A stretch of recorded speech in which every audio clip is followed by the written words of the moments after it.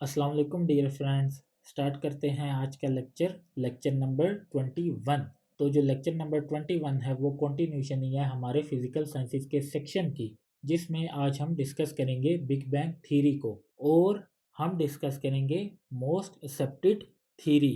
अगर एग्जाम में क्वेश्चन आता है कि डिस्कस करें most accepted theory related to expansion of universe, तो आपने बिग बैंग थ्योरी को ही लिखना है, क्योंकि जो बिग बैंग थ्योरी है वही मोस्ट एक्सेप्टेड थ्योरी है। क्योंकि एक दफ़ा पेपर में क्वेश्चन इस तरह पूछा जा चुका है। तो स्टार्ट करते हैं बिग बैंग थ्योरी को। तो बिग बैंग थ्योरी जो है वो ये बताती है कि किस तरह यूनिवर्स जो थी वो एक सिंगुलैरिटी में थी, फिर ब्लास्ट हुआ, जो प्लैनेट्स हैं, जो स्टार्स हैं वो वजूद में आए, और ये जो थ्योरी है ये फिर फ्यूचर को भी डिफाइन करती है। तो ये जो थ्योरी है वो क्या बताती है, starting from singularity to cosmos to today. तो सिंगुलैरिटी को हम डिस्कस करते हैं। The entire universe was inside a bubble, it was hotter and denser, the explosion resulted and universe was created। तो जो यूनिवर्स था वो एक बबल के अंदर था। तो वो जो बबल है वो बहुत ज़्यादा हॉट हुआ, डेंस हुआ, तो उसमें एक एक्सप्लोजन हुआ। तो वो एक्सप्लोजन जो है उसने फिर यूनिवर्स को वजूद में लाया।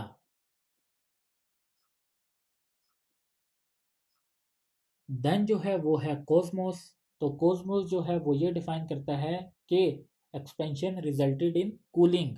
तो एक्सपेंशन हुआ, वो जब ब्लास्ट हुआ तो तब एनर्जी जो है वो कन्वर्ट हुई मैटर और एंटी मैटर में। देन उसके बाद डिस्ट्रक्शन ऑफ मैटर हुआ, तो जो मैटर और एंटी मैटर थे वो कंबाइन हुए and they destroyed each other. फिर कॉस्मोस में जो थर्ड पॉइंट है वो ये है कि हमें फिर फॉर्मेशन ऑफ हाइड्रोजन एटम और अदर ऑब्जेक्ट्स जो है वो देखने को मिले। तो कुछ जो मैटर हैं वो सरवाइव किए और वो कन्वर्ट हुए हाइड्रोजन एटम में। 4 हाइड्रोजन एटम जो हैं वो आपस में ज्वाइन हुए, तो जो ऑब्जेक्ट्स हैं वो वजूद में आए।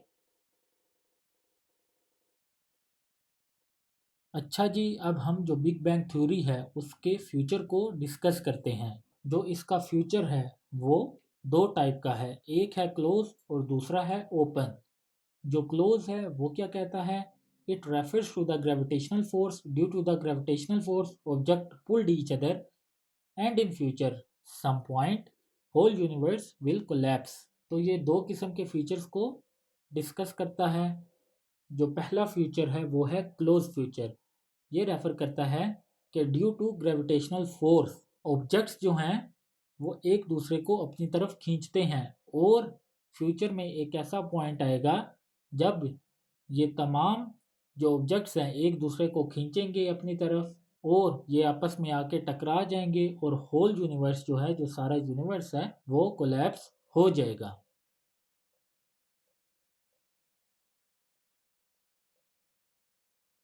देन है open, it deals with the empty spaces which are created in our universe. तो इसको हमने डार्क एनर्जी में भी डिस्कस किया है कि हमारा जो यूनिवर्स है वो तो एक्सपैंड होता जा रहा है।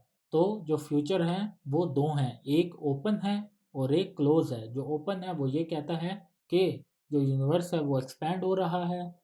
जो क्लोज है वो ये कहता है कि ड्यू टू ग्रेविटेशनल फोर्स तमाम ऑब्जेक्ट फ्यूचर में एक दूसरे को अपनी तरफ खींचेंगे और ये आपस में कोलैप्स कर जाएंगे। जब ये कोलैप्स करेंगे तो होल यूनिवर्स जो है वो कोलैप्स हो जाएगा। अच्छा जी, अभी आप लोगों के सामने एक इमेज है जो कि डिफाइन कर रहा है बिग बैंग को। तो किस तरह ये जो यूनिवर्स है ये एक सिंगुलैरिटी में थी, सिंगुलैरिटी से ये फिर एक्सपैंड होना शुरू हुई और हमें डेवलपमेंट ऑफ फिर गैलेक्सीज, प्लैनेट्स, स्टार जो हैं, और लास्ट में हमें एक्सेलरेटेड एक्सपेंशन जो है वो देखने को मिलती है। तो इस तरह की कुछ डायग्राम जो है वो भी आप बना लीजिएगा, आसान है, इतनी मुश्किल नहीं है। तो आई होप कि आप लोगों को समझ आ गई होगी कि जो बिग बैंग थ्योरी है वो किस चीज़ को रेफ़र करती है। वो रेफ़र करती है सिंगुलैरिटी को, वो रेफ़र करती है कॉस्मोस को, और कॉस्मोस में हमने सिर्फ 3 पॉइंट ही डिस्कस किए हैं और हैं ही 3 पॉइंट। आप जस्ट अगर उन पॉइंट्स को भी लिख देंगे तो एनफ है। जो एग्जामिनर है वो समझ जाएगा, उसकी आपने डिटेल जो है अगर ना भी लिखी तो कोई फ़र्क जो है वो नहीं पड़ेगा। और लास्ट में हमने उसके फ्यूचर को डिस्कस किया, और अभी जो है वो हम नए डायग्राम को भी डिस्कस कर लिया है। तो 5 मार्क्स के क्वेश्चन में आप लोग जो हैं वो इतना ही परफॉर्म कर सकते हैं, और ये चीज़ें जो हैं वो एनफ हैं।